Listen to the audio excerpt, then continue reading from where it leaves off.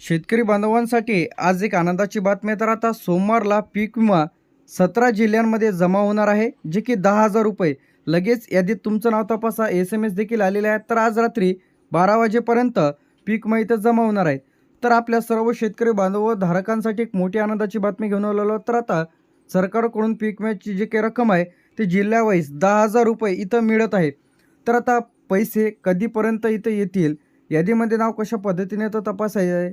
ज्यांना कोणाला पैसे आले नसतील तर त्यांनी काय करायचं आहे, पीक विमा नवीन अपडेट 2026 आणि 25 तर या संदर्भात आलेली आहेत। तर आता SMS सुद्धा DBT गव्हर्नमेंट पेमेंट जे काही क्रेडिटेड असे अमाऊंटचे SMS सुटलेले आहे। सोमवारपासून DBT द्वारे थेट 10,000 रुपयाची जे काही रक्कम आहे ते शेतकरी बांधवांच्या खात्यामध्ये जमा करण्यात येत आहे। राज्य सरकार, केंद्र सरकार, पीक विमा कंपनीकडून निधी इथं वाटप सुरू। आता यामध्ये जे की 17 जिल्ह्यांचा समावेश आहे। तर यामध्ये अकोला, अमरावती, बुलढाणा, वाशिम, यवतमाळ, नागपूर, वर्धा, चंद्रपूर। तर आता यादीमध्ये तुमचा जिल्हा आहे की नाही लगेच तुम्ही तपासावं, तुमचं नाव आहे की नाही। तर यानंतर अकोला, अमरावती, बुलढाणा, वाशिम, यवतमाळ, नागपूर, वर्धा, चंद्रपूर खालीसुद्धा जिल्हे आहेत। तर तो दुसऱ्या जिल्ह्यांची सुद्धा लिस्ट आपण पाहणार आहे। गडचिरोली, नांदेड, परभणी, हिंगोली, जालना, बीड, लातूर, त्यानंतर धाराशिव आणि सोलापूर। तर अशा जे काही 17 जिल्ह्यांचा यामध्ये समावेश आहे। 17 जिल्ह्यांमध्ये जे काही इथं मिळत आहे, काही शेतकरी बांधवांना 17,500 रुपये, तर काही शेतकऱ्यांना 10,000 पर्यंत भरपाई इथं येत आहे। तर आता पैसे कधीपर्यंत येतील, तर काही शेतकरी बांधवांना आधीच पैसे आलेले आहेत। उर्वरित शेतकऱ्यांना रात्री 12 वाजेपर्यंत 2 ते 3 दिवसात जमा होऊ शकते। तर बँकेचं सर्व्हर आधार लिंक नसेल तर लिंक चेक करून घ्या आहे की नाही। तर आता यामध्ये जे आहे नाव यादीत कसं तपासायचं आहे, आपल्या गावातील कृषी सहाय्यक किंवा तलाठी सहाय्यकाकडे चौकशी करा। पीक विमा कंपनी वेबसाईटवरती जा, तर तुम्हाला पीक विमा तुम्हाला वेबसाईटवरती टाकायचं आहे। तर पीक विमा टाकल्याच्या नंतर तुम्हाला पहिली जी लिंक येईल, पहिल्याच लिंकवरती क्लिक करा। तुम्हाला तुमचा आधार नंबर, मोबाईल नंबर टाकून तपासता येणार आहे, किंवा तुम्हाला SMS आला का चेक करा। पैसे न आल्यास काय करायचे, तर आता ज्या कोणा शेतकरी बांधवांना पैसेच आले नाही तर त्याने सर्वप्रथम आधार लिंक आहे की नाही तपासून घ्यायचं आहे। योग्य अर्ज भरला की नाही चेक करून घ्या। अर्ज बरेच जणांचे रिटर्न आलेले आहे, म्हणजे तुम्ही फॉर्म भरलेला आहे ते वापस आलेले आहे, तर त्यांनी लगेच अर्ज करून पुन्हा अर्ज करायचा आहे, म्हणजे पुन्हा डॉक्युमेंट्स अपलोड करायचे आहे। कृषी कार्यालयामध्ये तक्रार किंवा 14447 तर या हेल्पलाईन नंबरला कॉल करून सुद्धा तुम्ही तुमच्या पिकांची तक्रार करू शकता। तर त्यासाठी तुम्हाला पीक विमा अर्ज नमुना अशा प्रकारचं दिसेल। तुमचा तालुका कृषी अधिकारी, तुमचा तालुका, जिल्हा टाकायचा आहे पीक विमा रक्कम न मिळाल्याबाबत। तर आता तुम्ही हा जो अर्ज आहे ते पीक विमा प्रतिनिधीला द्यायचा आहे। कोणाला? पीक विमा प्रतिनिधी। तर इथं सर्व प्रकारचं येईल अशा प्रकारचं। तर इथं तुम्हाला आता संपूर्ण माहिती भरायची आहे। तर तुमचं नाव भरायचं आहे, ज्या कोणा शेतकरी बांधवांना पीक विमा आलेला नाही तर अशा शेतकरी बांधवांनी तुमचं गावाचं नाव टाकायचं आहे।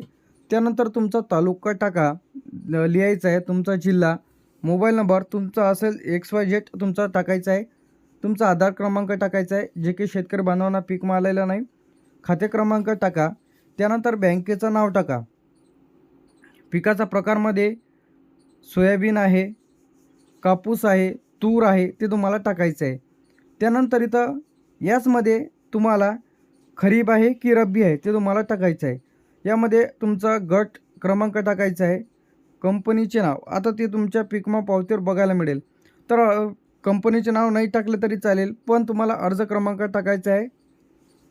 हे टाकल्याच्या नंतर दिनांक टाकायची आहे, ठिकाण, सही करायची आहे, अर्जदाराचे नाव लिहायचे आहे संपूर्ण। त्यासोबत तुम्हाला जोडायचे आहे कागदपत्र। त्यामध्ये तुम्हाला तुमचं आधार कार्ड, बँकेचं पासबुक आणि पीक विम्याची पावती डॉक्युमेंट जोडायचे आहे। त्याचप्रमाणे 7-12 काय आहे, 7 आणि 12 आणि त्यासोबत 8 जोडायचं आहे। हे डिजिटल तुम्हाला द्यायचं, 7, 12 आणि 8 इत्यादी डॉक्युमेंट्स तुम्हाला जोडून द्यायचे आहे। त्याचप्रमाणे तुम्ही ई पीक पाहणी नोंद केलेल्याचा पुरावा, म्हणजे तुम्ही ई पीक पाहणीच्या ॲप्लिकेशनमध्ये जा, तिथून स्क्रीनशॉट काढा की तुमची ई पीक पाहणी झालेली आहे आणि त्यासोबत जोडायची आहे। तर आता यासाठी जी की 10,000 रुपयाची रक्कम आहे ते सर्वांनाच मिळते का, तर सर्वांनाच मिळत नाही। तर पिकाचा प्रकारावर अवलंबून राहते, टक्केवारीनुसार, पीक विमा रक्कम भरलेल्यानुसार। तर आता काही शेतकऱ्यांना 2 ते 10,000पेक्षा रक्कम जास्ती मिळू शकते. काही शेतकऱ्यांचं क्षेत्र जास्ती असेल तर 3 हेक्टरच्या मर्यादी असेल तर 17,500पर्यंत सुद्धा भरपाई इथं मिळू शकते. पुढील टप्प्यांमध्ये कोणाला मिळू शकते, तर आता जे कोणी शेतकरी बांधव राहिलेले आहेत तर अशांना आता ज्या जिल्ह्यातील पंचनामे पूर्ण झालेले आहेत तर अशांना पुढील टप्प्यांमध्ये ज्यांचा दावा मंजूर झालेला आहे, बँक खाते आधारशी लिंक नव्हते परंतु आता लिंक केलेले आहेत तर अशांना मिळत आहे. तर आता बाकी राहिलेले जे काही जिल्हे आहे यामध्ये मुंबई शहर, मुंबई उपनगर, ठाणे, पालघर, रायगड तर असे जिल्हे यामध्ये जे काही आधी काही पीक विमा मिळालेला नाही. यानंतर रत्नागिरी, सिंधुदुर्ग, पुणे, सातारा, सांगली, कोल्हापूर, नाशिक, अहमदनगर, धुळे, जळगाव, नंदुरबार झाल्याच्या नंतर छत्रपती संभाजीनगर तर अशा जिल्ह्यांचा यामध्ये समावेश आहे. तर आता कोणाला पीक विमा मिळणार, तर यामध्ये जी काही महत्त्वाच्या अटी आहेत तर आता पीक विमा भरलेला असणे आवश्यक आहे तरच तुम्हाला पीक विम्याची रक्कम इथं दिल्या जाणार आहे. तर आता यामध्ये खरीप आहे की रब्बी हा सुद्धा महत्त्वाचा पॉईंट आहे. तुम्ही खरीपचा भरलेला की रब्बीचा. त्यानंतर प्रीमियम भरलेला असणे आवश्यक आहे. पीक विमा तुम्ही जे काही अर्ज म्हणजे तक्रार केली होती 72 तासाच्या आत तुम्हाला तक्रार करायची राहते, ते जर तुम्ही व्यवस्थित केलेली असेल तर तुम्हाला पीक विमा येणार आहे. यानंतर तुम्ही तुमची ई पीक पाहणी केलेली असणे आवश्यक आहे. क्रॉप इन्शुरन्स केलेलं असणे आवश्यक आहे. क्रॉप इन्शुरन्स म्हणजे तुम्ही तुमच्या पिकांची तक्रार केलेली असणे आवश्यक आहे 72 तासाच्या आत. ई पीक पाहणी जर तुम्ही पिकाची नोंद केलेली नसेल तर अशांना पीक विमा इथं मिळणार नाही. तुमचा जो काही दावा आहे तिथं नाकारला जाऊ शकतो. पीक विमा ई पीक पाहणी न केल्यामुळे तुम्हाला पीक विमा देखील इथं मिळणार नाही, भरपाईसुद्धा मिळणार नाही. नुकसान भरपाईची नोंद म्हणजे पंचनाम्याच्या यादीमध्ये तुमचं नाव आहे की नाही चेक करा. याचप्रमाणे अतिवृष्टी, दुष्काळ, गारपीट, नुकसानग्रस्त झालेल्याची नोंद केलेली असणे आवश्यक आहे. तलाठी किंवा कृषी सहाय्यकाकडे तुम्ही पंचनामाचा दावा केलेला आहे की नाही हे महत्त्वाचं आहे व तुमचं यादीमध्ये नाव आहे की नाही चेक करा. बँक खाते आधारशी लिंक आहे की नाही चेक करा. DBT, NPCI मॅपिंग असणे आवश्यक आहे. योग्य पीक विमा फॉर्म भरलेला असणे आवश्यक आहे. अर्जामध्ये कोणतीही चुकीची माहिती न भरलेली, सर्वे नंबर, पिकाचा प्रकार व्यवस्थित भरलेला असणे आवश्यक आहे. आता ज्यांना कोणाला पीक विमा आलेलाच नसेल तर अशांसाठी हा जो काही हेल्पलाईन नंबर आहे 144447 तर ह्या हेल्पलाईन नंबरला तुम्ही कॉल करा. अर्जाची स्थिती जाणून घ्या, दावा का नाकारला हे जाणून घ्या. त्याचप्रमाणे दुरुस्ती मार्गदर्शन मिळवा जे की तुम्हाला 14447 तर या हेल्पलाईन नंबरला बघायला मिळेल.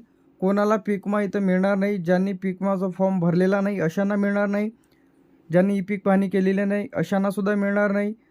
पीक विमा जे काही फॉर्म चुकीची माहिती भरलेल्या अशांनासुद्धा मिळणार नाही.